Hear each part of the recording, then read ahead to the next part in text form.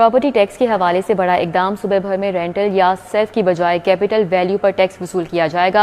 जायदादों की कीमत को मद्देनजर रखकर प्रॉपर्टी टैक्स आयद किया जाएगा। एडिशनल डीजी की जानिब से ये भी कहा गया है। खबर तो आपने देख ली है, अब इसकी मैं आपको तफसीलात भी बता देता हूँ कि क्या हुआ और होने क्या जा रहा है। आईएमएफ काफी देर से पाकिस्तानी हुकूमत पर ये दबाव डाली जा रहा है कि आप इनकम टैक्स तो कलेक्ट कर रहे हैं, सेल्स टैक्स तो कलेक्ट कर रहे हैं, लेकिन आपके जो प्रॉपर्टी टैक्सेस हैं बहुत कम है। इसमें आप इजाफा क्यों नहीं करते? तो इस दफा जो मुज़ाकरात हो रहे हैं आईएमएफ के साथ अगली किस्त के लिए, तो आईएमएफ ने पेशगी सर्च कर दी है कि आप हर सूरत जो है वो प्रॉपर्टी टैक्सेस में इजाफा करें। हुकूमत ने इस बात को तस्लीम भी कर लिया है और अब प्रॉपर्टी टैक्सेस में बेइंतहा जो है वो इजाफा होने जा रहा है। अब मैं आपको थोड़ा सा कंसेप्ट बता देता हूँ कि ये जो प्रॉपर्टी टैक्स है इसका सिस्टम काम कैसे करता था। पहली बात तो ये है कि जो छोटी प्रॉपर्टीज है 1.5 मरला 2 मरला 2.5 मरला की, वो तो किसी हद तक एग्जाम थी, लेकिन अब इस तरह के मामला बनते जा रहे हैं कि वो इसकी एग्जाम्पशंस भी खत्म करने लगे हैं। ये तो पहली बात है जो मैंने आपको बताई है, क्योंकि 5 मरले तक या उससे नीचे की जितनी भी प्रॉपर्टीज थी उस पर पहले प्रॉपर्टी टैक्स जो है वो कलेक्ट नहीं किया जाता था, लेकिन अब वो भी उन्होंने जो है वो कलेक्ट करने का फैसला कर लिया है। दूसरा इसमें इंपॉर्टेंट पॉइंट ये है कि जो प्रॉपर्टी टैक्स है उसको जो कैलकुलेट किया जाता था वो दो बेसिस पे किया जाता था। नंबर वन पे जो है वो सेल्फ बेस पे किया जाता था और दूसरा जो है वो इस पे रेंटल बेस पे किया जाता था। अब सेल्फ बेस ये होता था कि अगर कोई शख्स किसी प्रॉपर्टी में रह रहा है, वो उसका मालिक है, वो उसकी प्रॉपर्टी ओनरशिप में है, वो उसको विरासत में मिली है, वो उसको गिफ्ट में मिली है, तो वो एक एस्टिमेटेड वैल्यू जो है वो सेल्फ असेसमेंट के तहत भर के देता था कि जी मेरी प्रॉपर्टी का जो है ना वो इतनी वैल्यू है। वो एक सेल्फ वैल्यू जो है वो डिक्लेयर करता था और उस सेल्फ वैल्यू की डिक्लेरेशन के साथ ही जो है वो उसका जो एक नॉमिनल सा जो मामूली सा 2,000 3,000 4,000 जो है वो टैक्स कैलकुलेट कर दिया जाता था और फिर उसको जो है वो कैलकुलेट करने के बाद उसको पे कर दिया जाता था, तो उसका साल का प्रॉपर्टी टैक्स जो है वो क्लियर हो जाता था। 5 मरले के ऊपर जो था वो कुछ जगह पे एग्जेप्शन थी, लेकिन जो पॉश एरियाज थे उसमें 5 मरले के ऊपर भी जो है वो एक फिक्स जो है वो सेल्फ असेसमेंट की बेस पे जो है वो टैक्स जो है अप्लाई किया जाता था और लोग जो है वो ऑलरेडी पे भी कर रहे थे। ठीक है। अब इसमें दूसरी वैल्यू जो थी वो थी रेंटल वैल्यू की। रेंटल वैल्यू की असेसमेंट ये होती है कि अगर कोई शख्स है, उसने जो है वो अपना मकान जो है वो किराए पे दिया हुआ है। ठीक है, ये तो मैं भी आपको सिर्फ रेजिडेंशियल प्रॉपर्टीज का बता रहा हूँ, कमर्शियल प्रॉपर्टीज का मैं आगे जाके बताऊंगा। रेजिडेंशियल प्रॉपर्टी जो है उसमें दो पोर्शन है, एक नीचे वाला पोर्शन है, एक ऊपर वाला पोर्शन है। यहाँ उसने ऊपर वाला रेंट आउट किया होता था या नीचे वाला रेंट आउट किया होता था। अब जब वो रेंट आउट कर देता था तो रेंट आउट करने के साथ ही जो है वो उस वैल्यू की जो उस प्रॉपर्टी की जो वैल्यू थी वो एक किसी हद तक जो है वो इंक्रीज हो जाती थी। उसके बाद जो है वो सेल्फ असेसमेंट के बजाय जो है जो एक्साइज इंस्पेक्टर होता है, जो सर्वेयर होता है, वो जाके अपने इलाके की प्रॉपर्टीज को चेक करता था और उसमें जाके वो देखता था जी कि कौन सी प्रॉपर्टी जो है वो रेंट आउट हुई हुई है।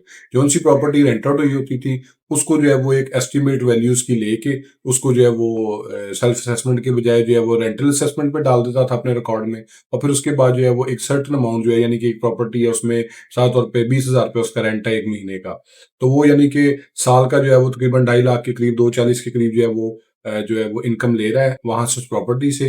तो उस प्रॉपर्टी की जो इनकम थी 240 के हिसाब से जो है जो उसको एक इजाफी वैल्यू कैलकुलेट होती थी, उसके हिसाब से अगर उसका नॉर्मल सेल्फ असेसमेंट पे 10,000 रुपये टैक्स बनना था, तो ये रेंटल वैल्यू जनरेट होने की वजह से जो है वो उसको 20,000 रुपये या 25,000 रुपये जो है वो उसका टैक्स बन जाता था।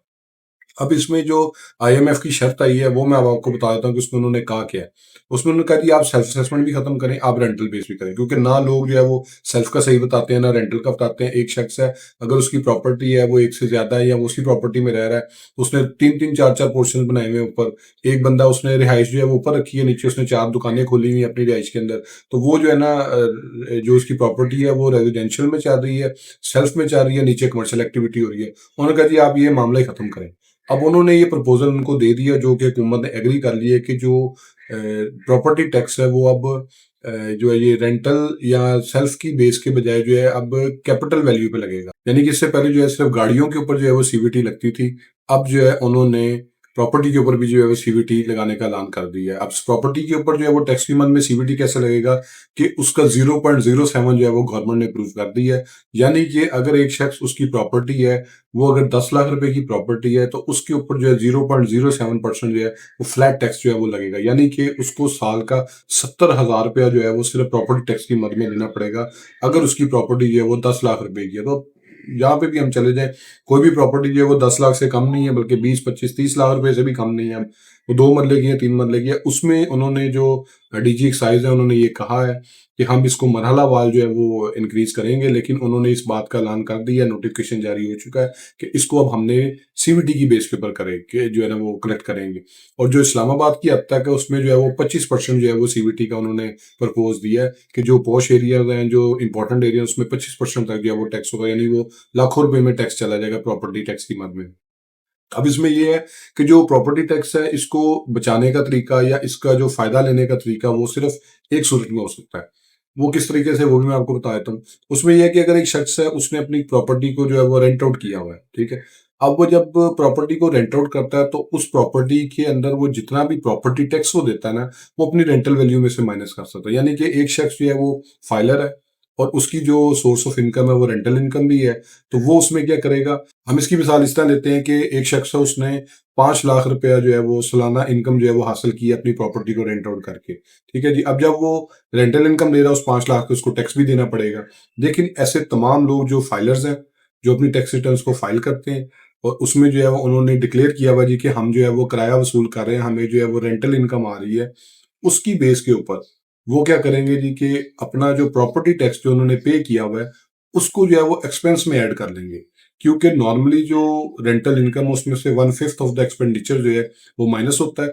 उसके बाद जो अमाउंट बचती है, उस अमाउंट के ऊपर जो है वो टैक्स कैलकुलेट होता है।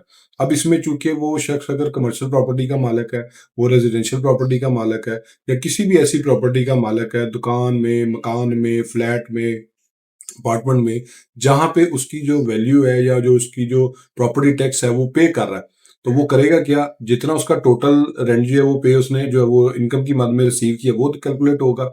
फिर उसमें से जो है वो नंबर 1 पे जो चीज़ माइनस वो कर सकता है सिर्फ वो बंदा जो फाइलर है और जो वो अपनी टैक्स रिटर्न को जमा करवा रहा है सिर्फ, और वो रेंटल इनकम ले रहा है, उसने अपनी प्रॉपर्टी किराए पे दी हुई है। बेशक वो नीचे वाले पोर्शन में खुद रह रहा है और ऊपर वाले पोर्शन को उसने रेंट आउट किया। सिर्फ ये बेनिफिट जो है वो उस शख्स के पास है।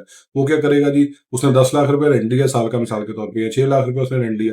उसमें उसने जो है वो 70-80 हज़ार रुपया अगर मिसाल के तौर पे उसने जो है वो प्रॉपर्टी टैक्स की मद में पे किया, वो उस प्रॉपर्टी में जो इनकम उसने हासिल की उसमें से माइनस कर सकता है, सिर्फ वो शख्स। यानी कि ऐसा इंसान जो कि किसी प्रॉपर्टी का मालिक है और उस प्रॉपर्टी को उसने जो है वो अपने इस्तेमाल में भी रखा हुआ है और साथ उसने उसको रेंट आउट भी किया हुआ है, वो शख्स जो है प्रॉपर्टी टैक्स का जो है वो बेनिफिट क्लेम कर सकता है। क्योंकि ये एक प्रोविंशियल टैक्स होता है, इसका एफबीआर से डायरेक्टली कोई तल्लक वास्ता नहीं होता। ये प्रोविंशियल गवर्नमेंट ने जो है वो जो है जो टैक्स जो है वो कलेक्ट करना होता है और उसको जो है वो सिर्फ उस सूरत में बेनिफिट मिल सकता है, क्योंकि ये वैसे नॉन रिफंडेबल होता है और इसको जो है वो आप एडजस्ट भी नहीं कर सकते। लेकिन मैंने आपको इसका तरीका बता दिया है, इस बारे में आपको कोई नहीं बताएगा।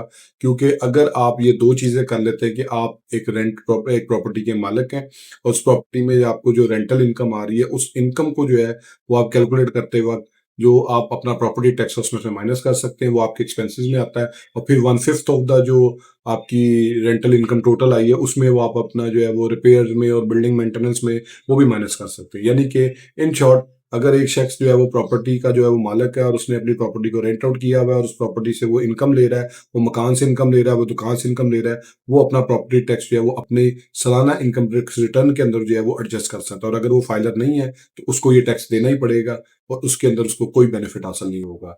होप्स आपको ये वीडियो पसंद आई होगी। मेरे फेसबुक पेज को लाइक करें, यूट्यूब चैनल को सब्सक्राइब करें, ताकि लीगल टॉपिक्स पे और इंपॉर्टेंट लीगल इश्यूज पे किसी तरह एडवाइस मैं आपसे शेयर करता रहूँ। Thank you for watching.